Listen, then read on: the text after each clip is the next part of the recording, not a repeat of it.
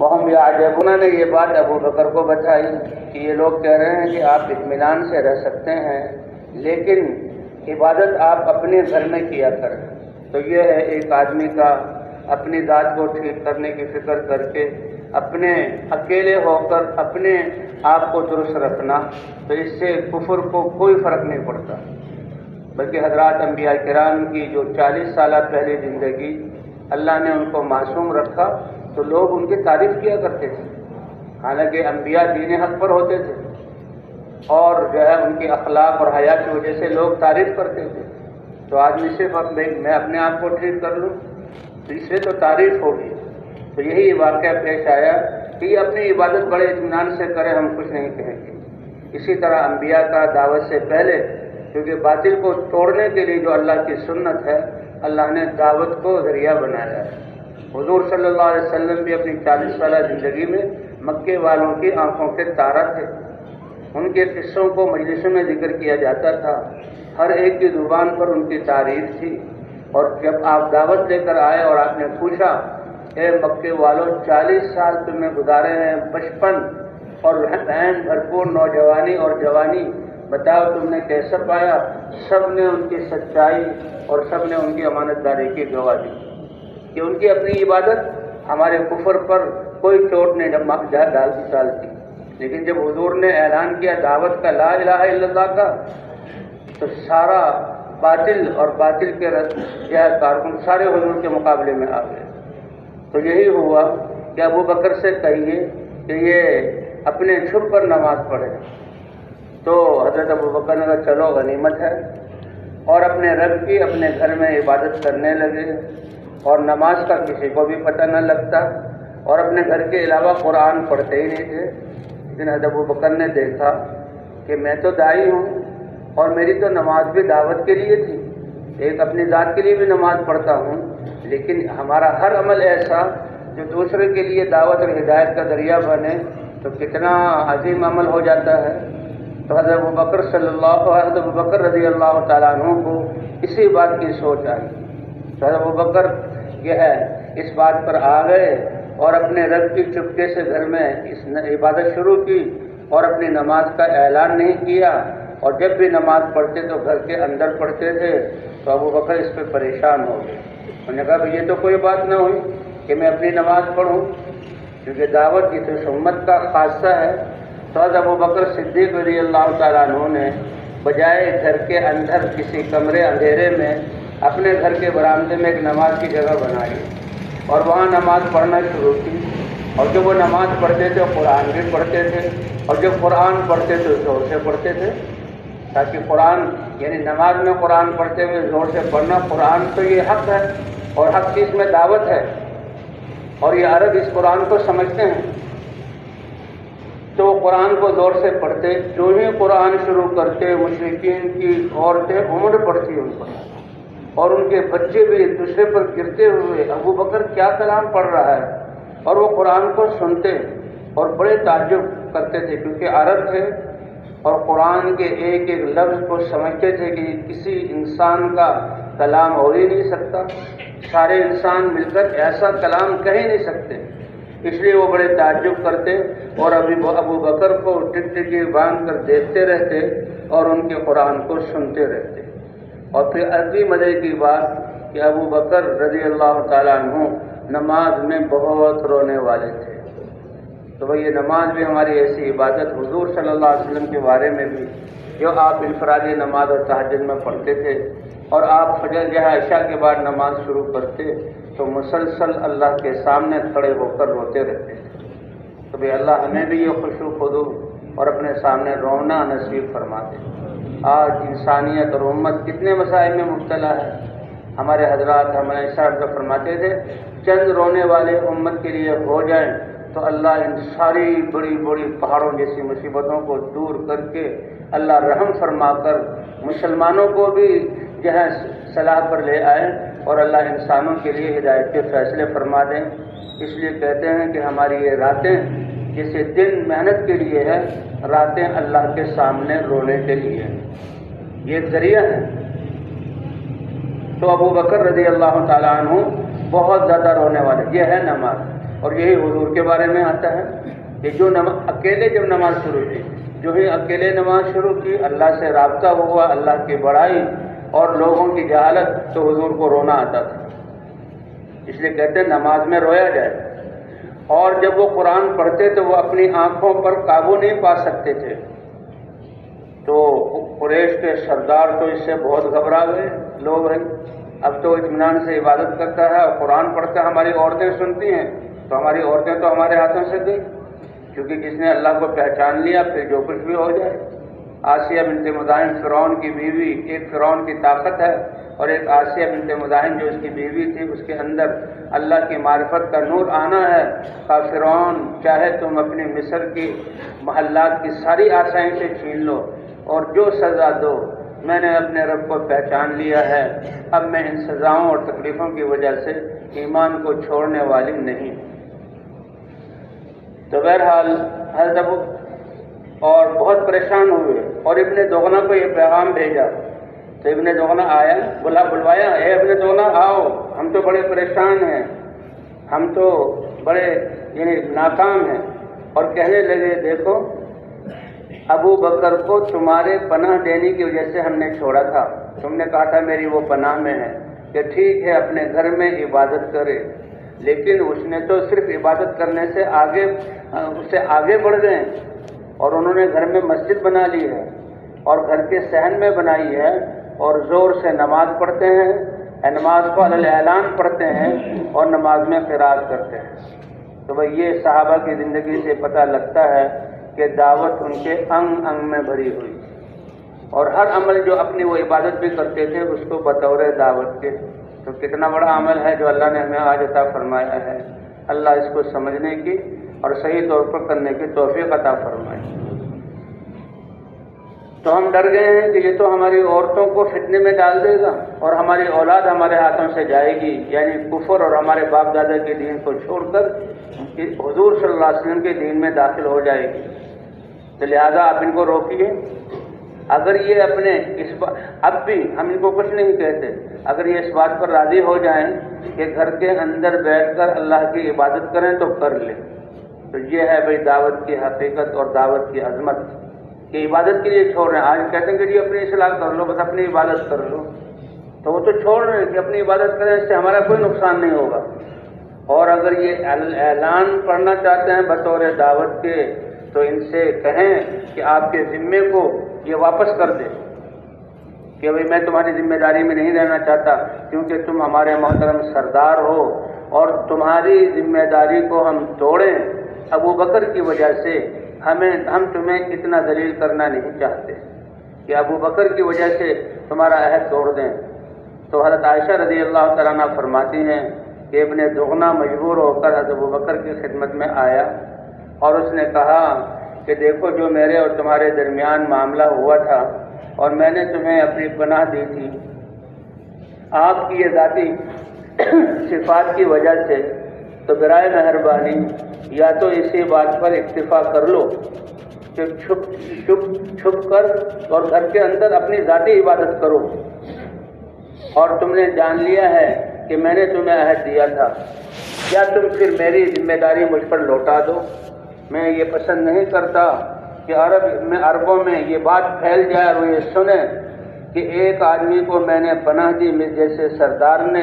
لیکن جن شرائط پر پناہ دی تھی اس شرائط کو توڑ دیا گیا، یہ میری بے عزتی ہے۔ حضرت ابو بکر نے کہا میں تمہاری ذمہ داری کو تم پر مار کر رد کر کے میں اپنے رب کی پناہ میں آنا چاہتا ہوں اور میں اپنے اللہ کی رضا پناہ میں راضی ہوں۔ اب تم اپنی پناہ واپس لے لو، یہ لوگ چاہے مجھے جتنی تکلیف دیں، میں نے تو اس نماز کو دعوت کے انداز میں پڑھنا ہے۔ تو بھئی یہ ہے دعوت کی حقیقت اور یہ عظمت اور دعوت کی یہ تاثیر، یہ اللہ کے راستے میں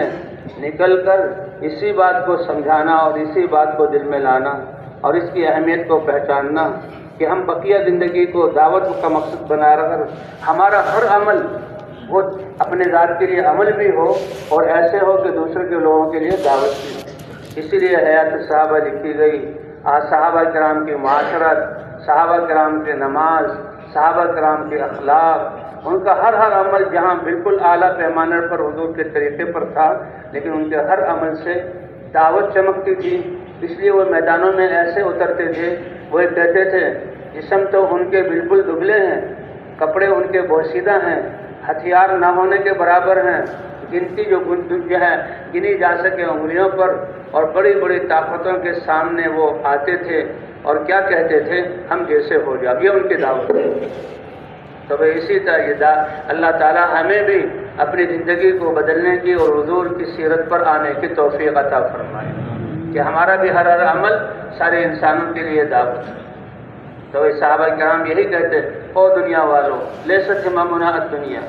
تمہاری دنیا تو اللہ کے رسول نے ہمیں اس کی بے ثباتی، بے وفائی اور فنا ہو جانا اتنا بتایا کہ ذرہ برابر اس کی رغبت ہمارے دلوں میں نہیں ہے۔ انما ہممنا الآخرہ، ہم تو آخرت سامنے رکھ کر زندگی گزار رہے ہیں، اللہ تمہاری آخرت بھی ٹھیک کر دے، ہماری آخرت بھی ٹھیک کر دے۔ تو بھائی یہ صحابہ کرام، ان کی ان صفات کی وجہ سے اللہ نے ان کو اپنی رضا دنیا میں عطا فرمائی، جو رضا اللہ جنت والوں کو ساری نعمتیں دینے کے بعد، اور ایک روایت میں مانگو کیا مانگتے ہو مانگیں گے، ایک روایت میں آتا ہے علماء سے جا کر پوچھیں گے اپنے علم کی روشنی میں بتاؤ کیا مانگے، وہ مانگیں گے، اللہ ان کو سب کچھ دیں گے۔ پھر اللہ فرماتے ہیں کہ مانگو، وہ کہیں گے اے اللہ کیا مانگے، آپ نے سب کچھ عطا کر دیا۔ اللہ فرمائیں گے آج اپنی رضا عطا نہیں کرتا، رضا کو واجب کرتا ہوں کہ آپ کے آج کے بعد کبھی تم پر ناراض نہیں ہوں گا۔ تو بھئی یہ رضا کا پروانہ اللہ نے صحابہ کرام کے لیے قرآن میں اس مبارک محنت کے پر اتارا ہے، اور اللہ کا وعدہ ہے کہ جو ان کا کام کرے گا تو میں اس کو اپنی رضا عطا کروں گا۔ اور قرآن میں ہے اللہ کی رضا کا تھوڑا سا حصہ حاصل ہو جانا یہ جنت سے بھی بڑی چیز ہے۔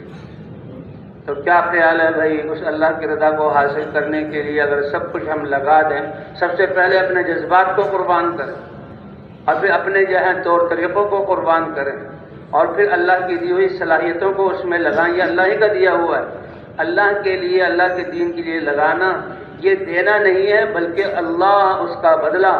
ایک ہمیشہ کی زندگی میں قیامت تک جنت کی نعمتیں اور رضا کی صورت میں دیں گے، تو یہ تو اللہ سے لینا ہے۔ تو وہ تیار ہیں اس کے لیے انشاءاللہ، بقیہ زندگی کو اسی دعوت کو مقصد بنا کر گزاریں گے انشاءاللہ۔ دن اعمال میں اور دو لوگوں پر محنت میں اپنے آپ کو تھکانا کہ اللہ کو ہمارے تھکنے پر رحم آ جائے۔ حاجی صاحب عبداللہ صاحب فرمایا کرتے تھے اتنا تھکائیں کہ اللہ پوچھے فرشتوں سے کہ میرے بندے نے کیوں اپنے آپ کو ایسا بے حال کر دیا، اے اللہ آپ ہی سے تو یہ آپ کے بندوں کی ہدایت چاہتے ہیں، اور اللہ رحم کھا کر ہدایت کے فیصلے کرتے ہیں۔ اسی طرح رات جو ہے ہمارے لیے، رات جو ہے یہ رونے کے لیے، کہتے ہیں ہر رات لیلۃ القدر ہے، اگر آدمی کو اس کی قدر معلوم ہے، اگر قدر معلوم نہ ہو تو لیلۃ القدر بھی انسان اس سے کچھ فائدہ حاصل نہیں کرتا۔ تو بھئی ہماری راتیں تو بہت قیمتی ہیں، اور خاص طور پر یہ شب جمعہ جو جمعے کی رات ہے یہ بہت زیادہ قیمتی ہے۔ کہتے ہیں شب درمیان رب مہربان، کن مسائل میں ہم ہیں، انسانیت کتنی پریشان ہے، اور ہم ان کو سن کر مجلسوں میں تبصرے کرتے ہیں، اور یہ مسائل کا حل کرنا چٹکی کا کام ہے اگر اللہ کا ارادہ ہو جائے۔ اللہ کا فیصلہ تو جتنی دیر میں ہم آنکھ بند کر کے کھولتے ہیں اس کے بھی ہزاروں حصے میں اللہ کا فیصلے سے وہ چیز جو ہے واقع ہو جاتی ہے۔ تو بھائی اس لیے نیند ہماری ایک ضرورت ہے، بقدر ضرورت سوئیں۔ سب سے قیمتی وقت، ہماری قیمتی دولت ہمارے پاس وقت ہے، وقت کا ایسا نظام بنائیں کہ ایک سانس بھی ہمارا ضائع نہ ہو۔ کیوں بھائی اس کی کوشش کریں گے؟ یہ وقت کا ایک سانس بھی اگر ضائع ہوگا، یہ تو 72، 70، 60 اور 40 سال کے سانس ہیں، ایک سانس کے ضائع ہونے پر بھی انسان کو قیامت میں حسرت ہوگی کہ یہ سانس میرا ضائع کیوں گیا۔ اس لیے سب سے قیمتی سرمایہ ہمارے پاس زندگی کا سرمایہ اور یہ وقت ہے کہ جب وقت جانے لگے گا پھر انسان ایک سانس بھی مانگے گا، اللہ فرمائیں گے ہم نہیں دیں گے۔ اس لیے اور اللہ فرماتے میرے بندو تم نیت کر لو، تمہاری نیت پر میرا نظام بدلے گا۔ دنیا والوں کے پاس ان کے عہدے اور ان کے کام لینے جاؤ تو اتنے شرائط کہ ہزاروں آدمیوں میں سے ایک کو چنیں گے، اور اللہ تعالیٰ سے اللہ تعالیٰ تم اپنی دل کی نیت کر لو، اللہ سب کو قبول کر لیں گے۔ سارے بادشاہ نہیں بن سکتے، سارے وزیر نہیں بن سکتے، سارے زمیندار نہیں بن سکتے، اور سارے جو ہیں وہ تاجر نہیں بن سکتے، لیکن ہر ایک اعلیٰ درجے کا تقوی والا ہو سکتا ہے کہ اللہ کا ڈر ہو اور اپنی زندگی کو پاکیزہ. یہی ہماری دعوت ہے کہ کپڑوں کو صاف رکھو اور جناب اپنے جسم کو داغ دھبے سے صاف رکھو. ہم نے مجلسوں میں جانا ہے، اللہ کہتے ہیں میرے بندو اپنے روح کو پاکیزہ اور منور بنا لو، اپنے روح کو پاکیزہ خوشبودار اور منور بنا لو. میرے پاس پیش ہونا ہے اور اس کا پاکیزہ ہونا، میرے احکام کے نور کو اپنے اندر لے لو اور گناہوں کی نحوست اور بدبو سے اپنے آپ کو بچا لو. تمہاری ان گناہوں سے تمہارے دل پر سیاہ دھبا لگتا ہے، تمہاری روح سیاہ ہوتی ہے، رواں اگر تمہاری غیبتوں کی اور تمہاری جو ہے وہ کیا کہتے ہیں ظلموں کی اور تمہاری چغلیوں کی بدبو ظاہر ہو جائے تو اس کی بدبو سے تمہارے دماغ پھٹ جائیں اور تم مر جاؤ. یہ تو اللہ کی پردہ پوشی ہے کہ اللہ نے پردہ پوشی فرمائی ہوئی ہے. تو بھائی معاملہ بڑا نازک اور بڑا حساس ہے اور بڑا ضروری ہے. یہ نہیں کہ سن لیا چلو جی بد دعا کر لیں گے، نہیں، انشاءاللہ ہم نے اس کے لیے کوشش کرنی ہے تو کریں گے کوشش انشاءاللہ. جب تک سانس چل رہا ہے موقع ہے، اور کب سانس جو ہے وقت آ جائے کسی کو کوئی پتہ نہیں، موقع ختم ہو جائے. تو اللہ نے پھر ایک آدمی کے رونے پر اللہ نظام بدل دیتے ہیں. یہ تو لاکھوں لاکھ کے قریب مجمع جمع ہو گیا ہے اور سب دنیا کی کسی نماز کے لیے ہم لوگ سب کچھ چھوڑ کے آتے ہیں، تو دعوت کے لیے بھی ہم سب کچھ چھوڑ کر کیوں بھائی سب کچھ چھوڑ کر آئیں کہ نہیں آئیں؟ اسی لیے کیا کہ ایک آدمی اللہ کے ایک نوجوان اللہ کے دین کی حفاظت کے لیے اسلامی ملک کی سرحد پر کھڑا ہوا، بس کھڑا ہوا کہ یہ اسلامی ملک ہے، یہاں رہنے والے مسلمان ہیں، یہ مسلمانوں کا علاقہ ہے، کھڑا ہوا ہے اور وہ جو ہے اس کی حفاظت کر رہا، کچھ اور نہیں کر رہا. اور 40 دن اس کے گزر گئے، اور 40 دن گزرنے کے بعد اس میں آتا ہے اس نے دنیا کی کوئی خرید و فروخت کی بات نہیں کی. جو ہی 40 دن پورے ہوئے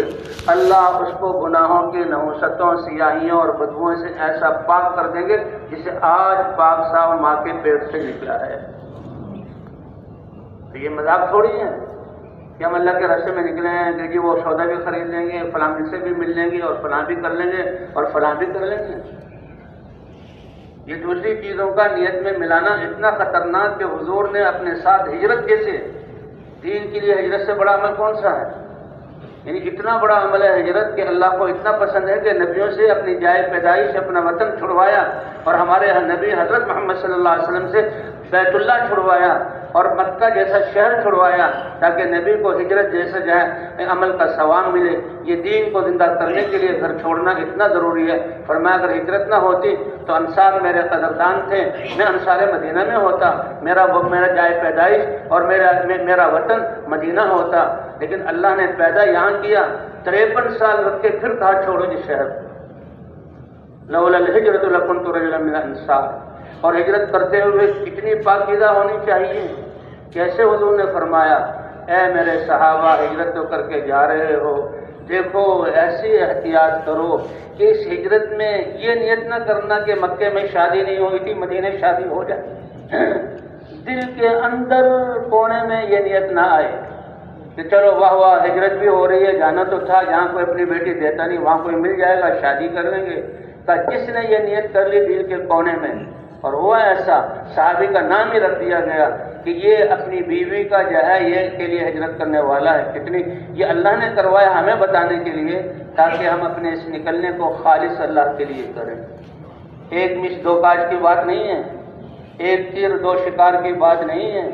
جو نقصان ہوگا اور جو درجات ہمارے جائیں گے اور جو ہمارے قربانی سے ہمیں نورانیت ملنی تھی اور دنیا کی فضائیں بدلنی تھی، اس پر رونا پڑے گا قیامت میں. یہ نکلنا تو خالص اللہ کے لیے. اللہ کے رسول فرما رہے ہیں ہجرت جیسے عمل پر فرما رہے ہیں. حضور کے ساتھ ہجرت ہے، صحابہ کرام جیسے لوگوں کی کہ ہجرت میں بھی ہجرت اتنا بڑا، اب مکے کو تو چھوڑ کر جا رہے ہیں اور ہمیشہ چھوڑ کر جا رہے ہیں اور دین کے لیے چھوڑ کر جا رہے ہیں. لیکن امت کو بتانے کے لیے ایسا کرایا گیا. ایک نے نیت کی کہ میں جو ہوں وہاں شادی کروں گا، اور دوسرے نے نیت کی وہاں کوئی میرا کاروبار چل جائے گا. اللہ کے رسول نے فرمایا جو بیوی کے لیے ہجرت کرنے والے کی ہجرت بیوی کی ہجرت ہے اور کمائی کے لیے ہجرت کرنے والے کی ہجرت کمائی کی ہجرت ہے. یہ ہوشیاری نہیں ہے، یہ چالاکی نہیں ہے، یہ اپنا فائدہ نہیں ہے. یہ اتنا عظیم ہے کہ یہ عمل تو خالص اللہ کی رضا، اسی لیے کہتے ہیں عمل کرنے سے پہلے نیت کو صاف رکھو، ہر قدم مرحلے پر نیت کو صاف کرتے جاؤ اور ڈرتے بھی جاؤ، اور عمل کے بیچ میں بھی اور آخر میں بھی نیت صاف رکھو، اور پھر بھی رو، اے اللہ یہ آپ کی ذات اتنی اونچی ہے کہ جس اخلاص کے ساتھ آپ کے لیے عمل کرنا چاہیے تھا وہ میں نہیں کر سکا۔ تو یہ کام تو بہت بڑا دیا ہے لیکن دیر ہو رہی ہے، کرنے والے ہم جیسے ہیں، کیوں؟ اس لیے کہ سنجیدگی اور جتنی کوشش اور جتنا ہونا چاہیے اتنا، جتنا ہمارے بس میں ہے اتنا بھی نہیں کریں۔ کبھی کوشش تو کریں گے اور اللہ سے مانگیں گے۔ ایک آدمی کے آنسو بہانے پر اللہ نظام کو بدل دیتے ہیں، یہ تو لاکھوں کا مجمع ہے کہ اس کو حقیقت سمجھ کر، اور جن حالات سے امت گزر رہی، شاید حضور کی امت پر کبھی ایسا وقت نہیں آیا۔ کیا ہمارے بچے، کیا ہماری بچیاں، کیا ہماری نسلیں، کیا ہمارے علاقے، کیا ہماری مسجدیں، کیا ہمارے سارا دین، تو وہ اللہ تعالیٰ نے اس پر یہاں جمع کیا ہے اور یہ بات سننے کو مل رہی ہے۔ تو اللہ تعالیٰ اس محنت کو جیسا اس کا حق ہے ایسے کرنے کی، اور دن میں اپنے آپ کو تھکانے کی، اور راتوں کو اپنے سامنے ایسی رونے کی توفیق عطا فرمائے، ہزاروں آدمیوں کا رونا کہ اللہ تعالیٰ فیصلہ ہی بدل دے اور امت پر آنے والے حالات کو عافیت سے بدل دے۔ تو کریں گے کوشش انشاءاللہ۔ تو یہ تو جمعے کی رات ہے اور یہ تو مانگنے کی رات ہے، جیسے